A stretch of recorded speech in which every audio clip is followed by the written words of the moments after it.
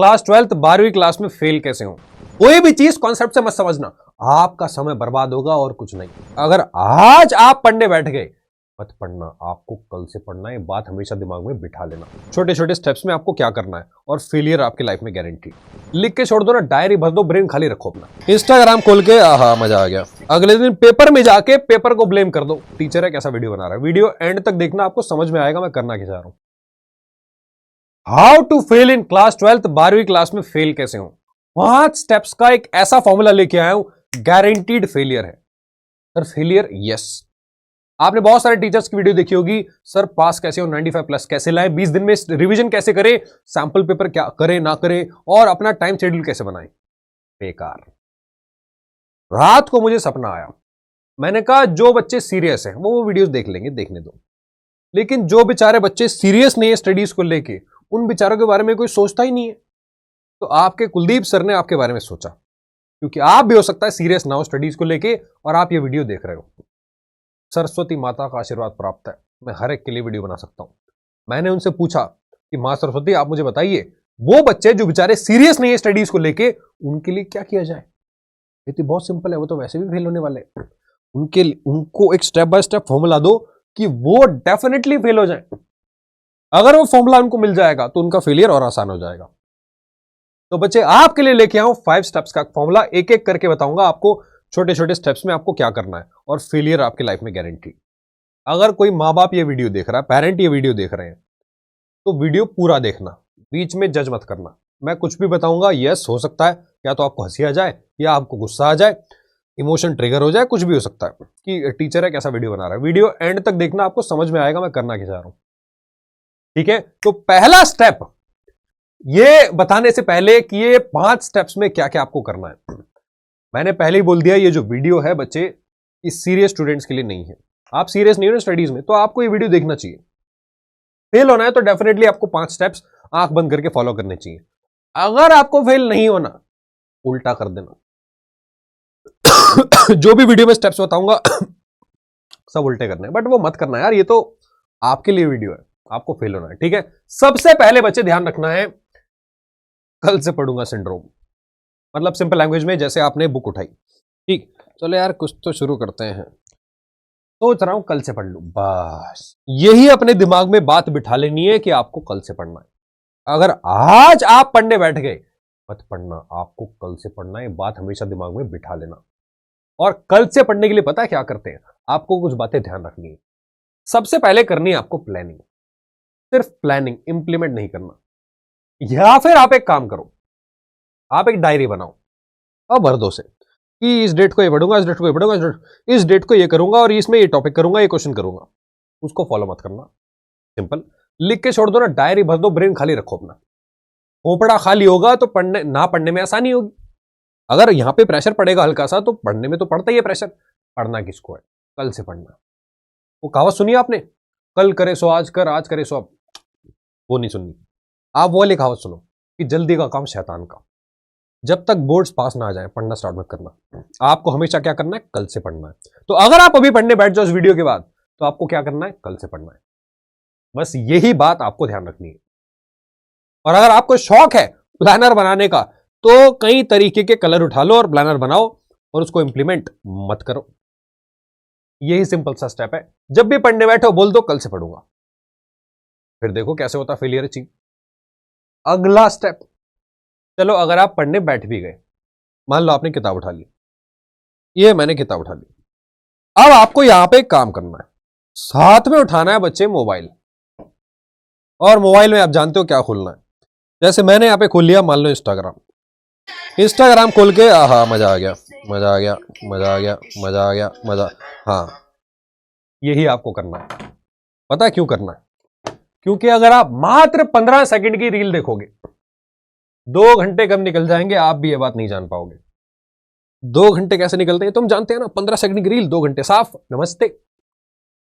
इसके बाद मान लो आपके पास कोई मैसेज आया मोहतरमा का, ठीक, ओह मैसेज, अभी रिप्लाई कर दो, अभी रिप्लाई कर। सर हम तो खुद ही मोहतरमा है, तो जीजा जी का मैसेज आया होगा, जीजा को रिप्लाई कर दो। आप बात को समझो, या तो आपको रील देखना स्टार्ट करना है। 2 घंटे तक तो ऑटोमेटिक पता ही नहीं लगता, 4-4 घंटे पता नहीं लगता। लेकिन अगर मैसेज आया मोहतरमा जीजा का, हैंड टू हैंड रिप्लाई करना, इमरजेंसी सर्विस है, ठीक। तुम एम्बुलेंस पे इतनी जल्दी फोन नहीं मिलाओगे जितना जल्दी उनका रिप्लाई करोगे, बात को समझना, ठीक। बहुत सिंपल है।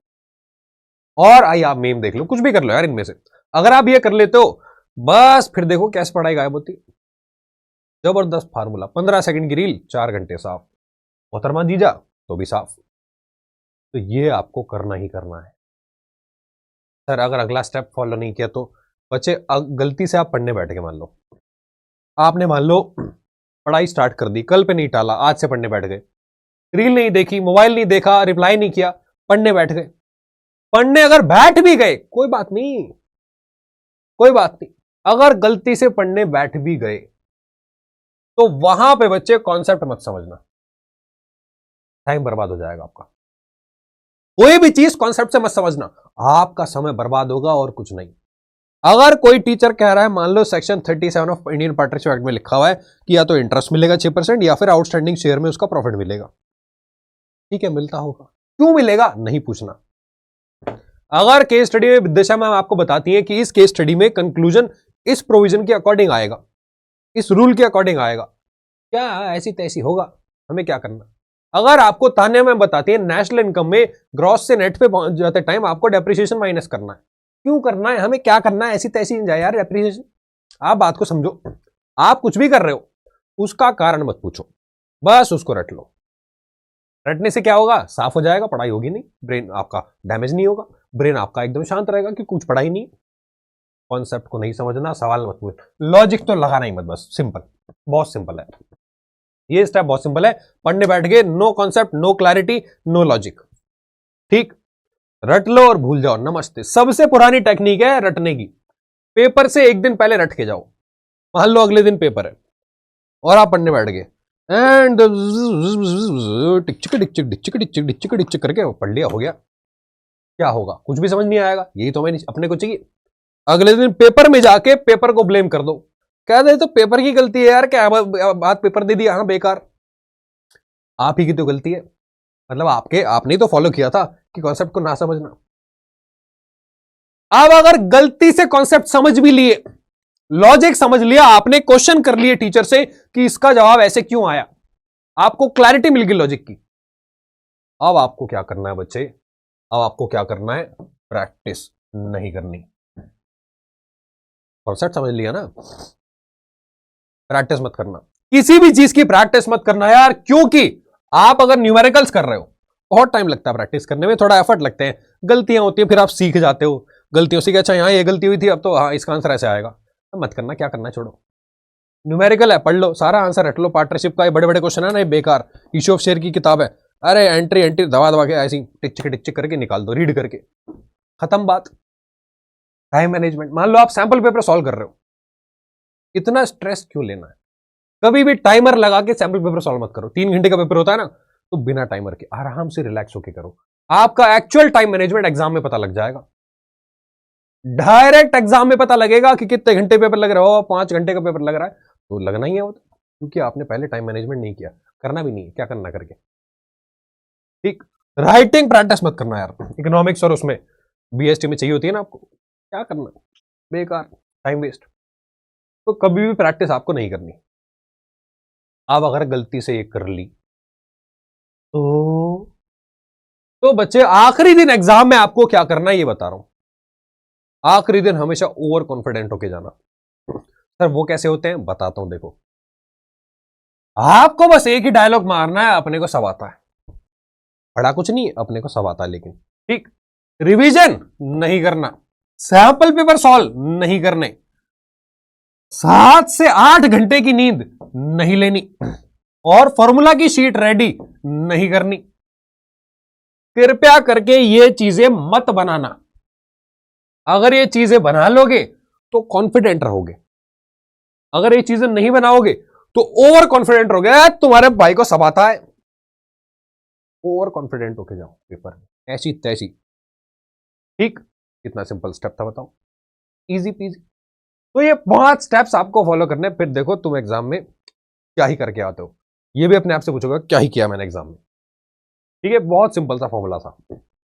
अब अगर आपने ये एग्जाम, मतलब ये वीडियो यहां तक देख लिया है, मतलब अगर एग्जाम देने चले भी गए, मैं तो कह रहा हूँ तुम्हें सब्जेक्ट भी नहीं पता होना चाहिए, तो वहां जाके अपने दोस्तों को भाई किस चीज का पेपर है आज, अरे अकाउंट्स का, ओ मैं तो बीएसटी की तैयारी करके लाऊं, ठीक देखा जाएगा। ये होना चाहिए आपके साथ। अब अगर आप इस वीडियो में यहां तक आ गए हो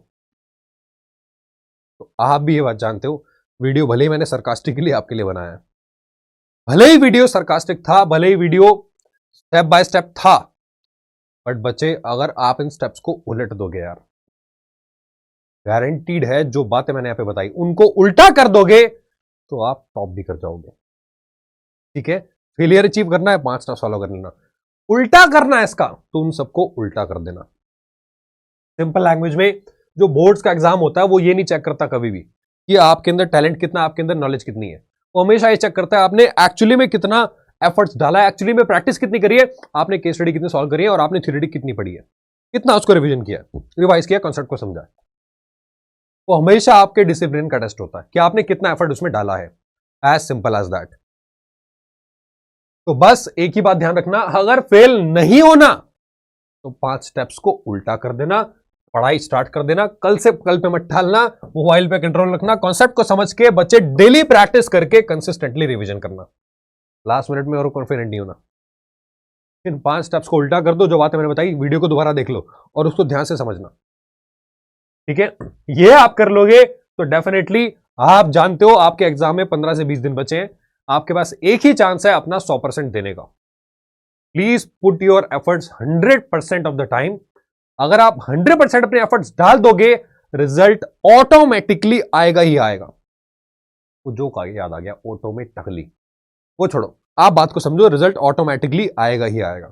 तो बोला नहीं जा रहा, ऑटोमेटिकली बोला जा रहा, जो भी है चलो ठीक है। तो thank you so much for watching this video. बच्चे प्लीज इस बात का ध्यान रखना। अब आपको एक छोटा सा ना कमेंट करना है इस वीडियो के नीचे, sir we will fail in failing. 5 steps follow करोगे तो फेलियर, अगर 5 स्टेप्स को उलट दोगे तो we will fail in failing, ये आपको कमेंट करना है नीचे। ठीक है, और आप मुझे बताओगे अगला वीडियो आपको कौन से सब्जेक्ट पे या कॉन्सेप्ट पे चाहिए। मिलूंगा आपसे बच्चे अगले वीडियो में, तब तक के लिए take care and bye bye, and thank you so much for watching today. मिलता हूं आपसे अगले वीडियो में, थैंक यू सो मच।